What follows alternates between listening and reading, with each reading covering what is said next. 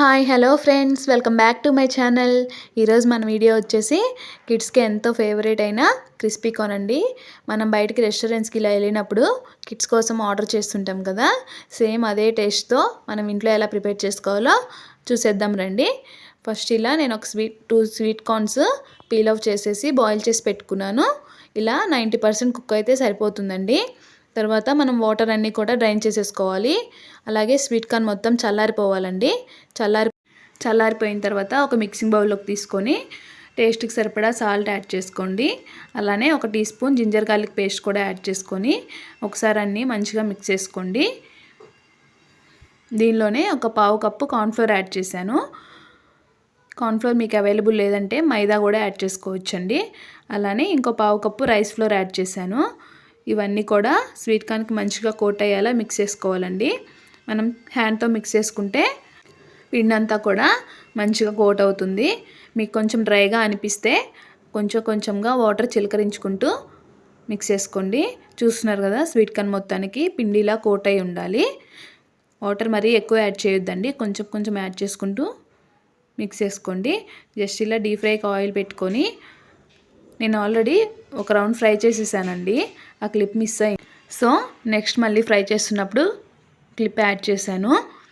Sweet corn మొత్తం కూడా మనం ఇలా హ్యాండ్తో సెపరేట్ చేస్తున్నట్లు యాడ్ చేసుకోవాలి. అలా డైరెక్ట్గా యాడ్ చేస్తే కనుక ముద్దలాగా పడిపోతాయండి, ఈవెన్గా ఫ్రై అవ్వవు. సో హ్యాండ్తో సెపరేట్ చేసుకుంటూ యాడ్ చేసుకోవాలి.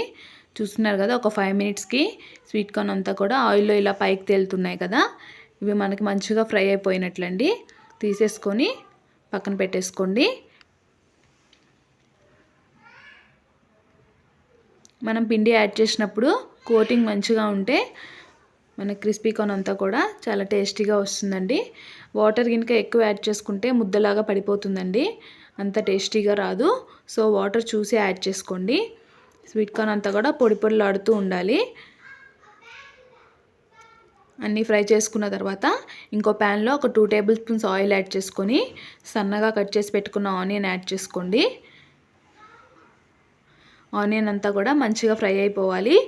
ఈ స్టేజ్లోనే సన్నగా కట్ చేసి పెట్టుకున్న గ్రీన్ చిల్లీ కూడా యాడ్ చేసుకోవచ్చండి. నేనైతే మా పిల్లలు తినరని చెప్పేసి చిల్లీ ఏం యాడ్ చేయట్లేదు. చూడండి, ఆనియన్ మంచిగా ఫ్రై అయిపోయిన తర్వాత 1 teaspoon tomato ketchup add చేశాను. కిడ్స్ ఇష్టంగా తింటారు కదా, సో అందుకని గ్రీన్ చిల్లీ ప్లేస్లో నేను టొమాటో కెచప్ యాడ్ చేశాను. ఇది ఒకసారి మంచిగా మిక్స్ చేశాక మనం ఫ్రై చేసి పెట్టుకున్న కార్న్ కూడా యాడ్ చేసుకోవాలి.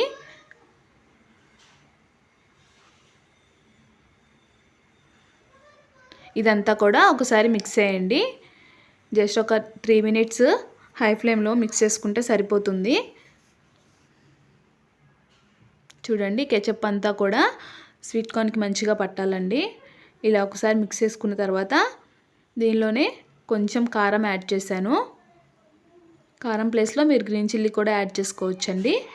లైట్గా కారం యాడ్ చేశాను. అలాగే కొంచెం సాల్ట్.